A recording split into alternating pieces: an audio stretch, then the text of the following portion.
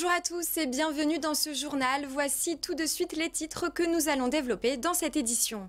Le département du Val d'Oise agit en faveur du développement durable. Une nouvelle instance, IDVO, vient tout juste d'être créée.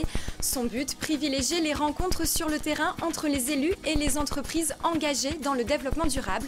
On vous y emmène dans ce journal. Une nouvelle qui va réjouir les amateurs de sport urbain. Un tout nouveau skatepark entièrement réhabilité vient d'ouvrir à Cergy-Saint-Christophe. On vous en dit plus dans un instant. Le département du Val d'Oise s'investit dans le développement durable. Une nouvelle instance, IDVO, vient de voir le jour. Son objectif, mettre en relation les élus et les entreprises engagées dans le développement durable au travers de visites de terrain. Première destination pour IDVO à Bruyères-sur-Oise, où 2 sociétés sont spécialisées dans le traitement des terres polluées. Philippe Pémal a suivi la visite. Mais je suis là pour vous présenter cet outil et répondre à vos questions. Aujourd'hui, c'est jour de visite chez Extract Écoterre. Installée sur la plateforme multinodale de Bruyères-sur-Oise, cette entreprise est spécialisée dans le traitement et la valorisation des sols pollués. Les visiteurs du jour ne sont pas en visite touristique, la plupart d'entre eux sont des élus. Ils inaugurent le lancement d'IDVO, une instance qui succède au Conseil valdoisien du développement durable.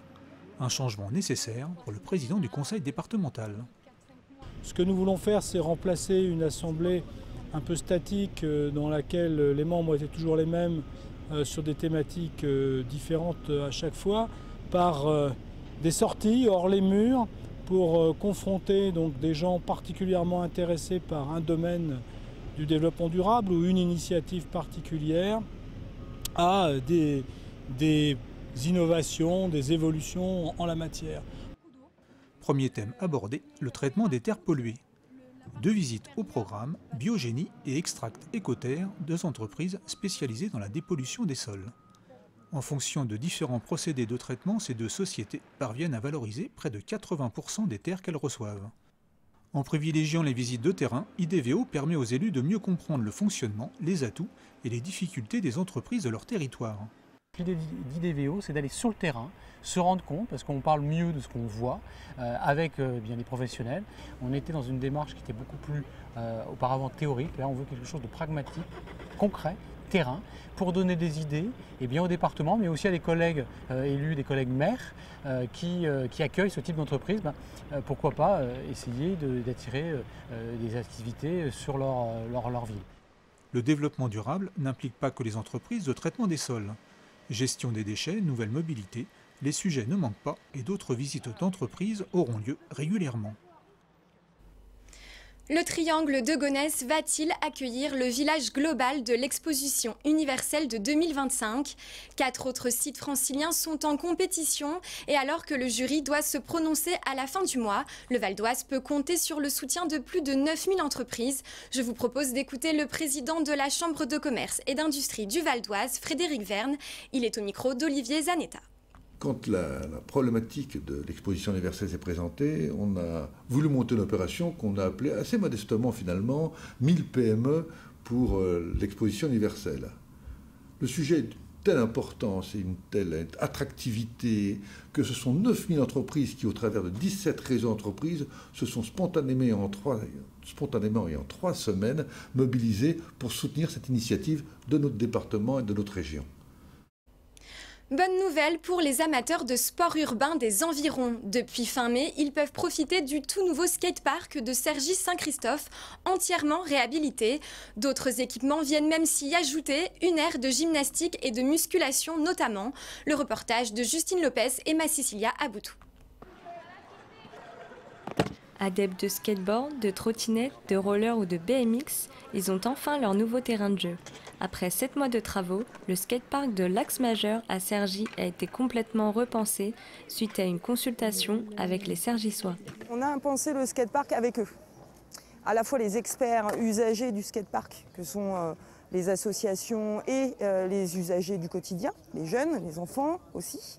Et on a aussi concerté les habitants, les riverains, sur comment ils souhaitaient voir évoluer la structure, parce qu'effectivement, on était sur une structure qui était en fixe, mais qui était plutôt pas minéralisée du tout, donc il y avait beaucoup de bruit.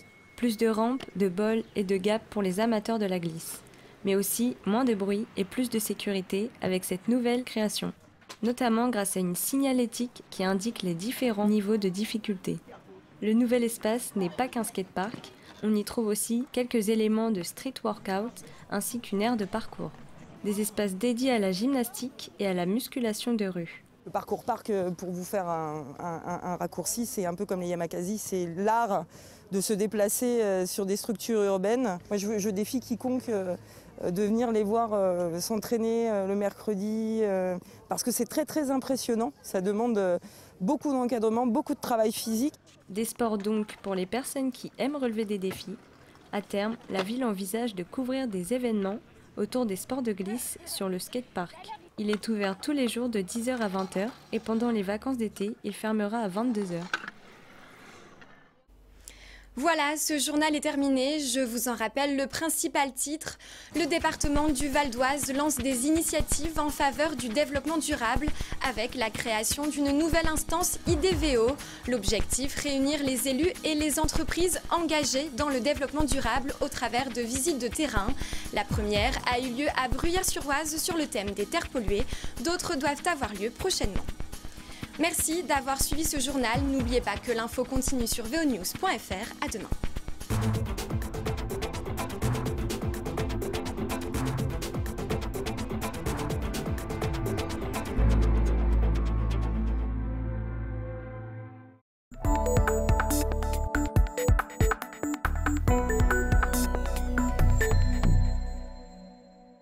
Je regarde dans le fond des alvéoles et je me rends compte que la reine a pondu un œuf dans le fond de l'alvéole qui donnera naissance dans 21 jours à une abeille. Cette future abeille, comme ses milliers de copines à rayures, sont en mission officielle. Elles font partie d'un programme national appelé Abeilles Sentinelles de l'environnement. Une de leurs missions, préserver la biodiversité et promouvoir la lutte contre les pesticides. Troisième consommateur mondial après les États-Unis et l'Inde, la France est la championne de l'utilisation des produits phytosanitaires en Europe. Cette utilisation massive de pesticides est la principale cause de mortalité chez les abeilles. Ça joue sur leur orientation. Elles sont complètement déstabilisées, elles ne retrouvent plus la ruche et puis elles meurent à l'extérieur. En France, près de 30% des colonies d'abeilles ont disparu. Acteur indispensable de la biodiversité, si elle venait à disparaître, c'est notre propre existence qui serait remise en cause. On sait que l'abeille pollinise plus de 30% de la nourriture mondiale. Donc le jour où il n'y aura plus d'abeilles, nettement moins de nourriture, donc on n'aura plus assez de nourriture pour nourrir toute la population, quoi. Ces 4 ruches sont installées sur le toit de la station de dépollution de Bonneuil en France. Gérée par le SIA, un syndicat intercommunal qui regroupe 33 communes, cette station traite les eaux usées du Croult et de son principal affluent, le Petit Rhône. Chaque jour, près de 48 000 m3 d'eau sont dépollués. Cette lutte contre la pollution de l'eau est l'une des missions du SIA. En marge des actions sur le traitement des eaux usées, qui est une de nos missions, notre rôle, c'est aussi de préserver la qualité des cours d'eau, dont le Croult. Et donc, dans cette préservation des cours d'eau se pose la question des pesticides. Le Croult étant un cours d'eau qui est touché par les pesticides. Et notre action, c'est d'amener les différents acteurs de l'eau, que ce soit les particuliers, les services des collectivités ou le monde agricole, vers une utilisation raisonnée, voire vers le zéro phyto, de manière à pouvoir observer une amélioration de la qualité des cours d'eau à terme sur le critère pesticide. Si le SIA est partenaire du programme Abeilles Sentinelles de l'environnement, ce n'est pas un hasard. Les petites butineuses et la station de dépollution ont un ennemi commun. Les abeilles et le SIA ont une cause commune, qui est la lutte contre les pesticides, puisque les pesticides tuent les abeilles, et en ce qui nous concerne, les pesticides tuent la qualité des cours d'eau. Donc c'est vraiment une cohérence d'approche entre les abeilles et le SIA qui fait tout le sens de notre action dans ce domaine. Cette lutte contre les pesticides commence à porter ses fruits. Les sites gérés par le SIA n'utilisent plus aucun produit phytosanitaire. Certaines villes du département suivent le mouvement, comme le Plessis-Gassot, Gonesse et Villiers-le-Bel, engagés dans le zéro phyto.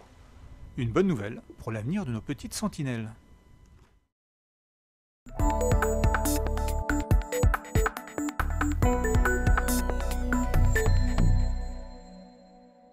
Des pommes de terre, des oignons, des confitures de poires ou de prunes, la boutique du château de La Roche-Guyon regorge de produits bio faits maison. Il faut dire que le jardin n'est pas très loin, il suffit de traverser la rue. Perpétuant une tradition de potager verger datant du XVIIe siècle, les 3,5 hectares du jardin continuent à produire des fruits et des légumes. Pour s'en occuper, 3 jardiniers et 12 salariés d'un chantier d'insertion. Depuis 2009, c'est l'association Vivert qui est en charge de ces apprentis jardiniers. Même s'ils sont formés aux techniques de jardinage, l'ambition du chantier est ailleurs. On essaye de leur redonner les valeurs du travail, ou de leur donner, parce qu'on a aussi des jeunes qui n'ont jamais travaillé ailleurs.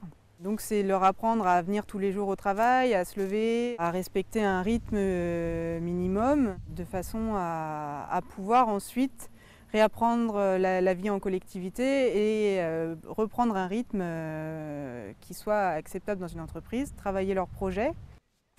Se soigner par les plantes, c'est un peu l'idée de ce chantier. 26 heures par semaine, les 12 salariés apprennent les bases du jardinage. Jeunes ou moins jeunes, ils sont envoyés par les services sociaux, les missions locales ou Pôle emploi. Arrivée sur le chantier depuis 9 mois, Fabienne est en reconversion dans l'attente d'une formation de chauffeur poids lourd. Au lieu d'attendre 9 mois à rien faire, il valait mieux que je m'occupe à quelque chose. Et c'est ce que donnent les chantiers écoles en fait. C'est ce que permettent les chantiers écoles. Ils permettent d'attendre dans de bonnes conditions en étant accompagnés que de pouvoir intégrer ces formations. Parce qu'une formation conducteur poids lourd, ça dure 9 mois, donc c'est tous les ans, c'est une par an. Et donc il faut postuler et après il y a beaucoup de temps d'attente, quoi. En attendant sa formation, Fabienne s'occupe du potager fruitier. Grâce à elle et aux autres salariés du chantier, les jardiniers du château peuvent pratiquer une culture naturelle et biologique, sans produits chimiques. Un travail qui porte ses fruits.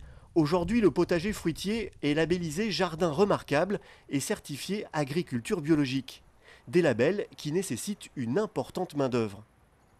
Oui, sans le chantier d'insertion, ce serait impossible de cultiver un jardin de 3,5 hectares de façon biologique et on n'aurait pas autant de diversité que l'on a maintenant. On ne pourrait pas faire toutes les cultures qui sont en route maintenant, et ça c'est sûr. En se rendant utile, les salariés améliorent leur estime de soi, une reconnaissance de leur valeur qui favorise leur réinsertion. L'association Vivert annonce un taux de retour à l'emploi de 50% contre seulement 30% pour les précédents projets.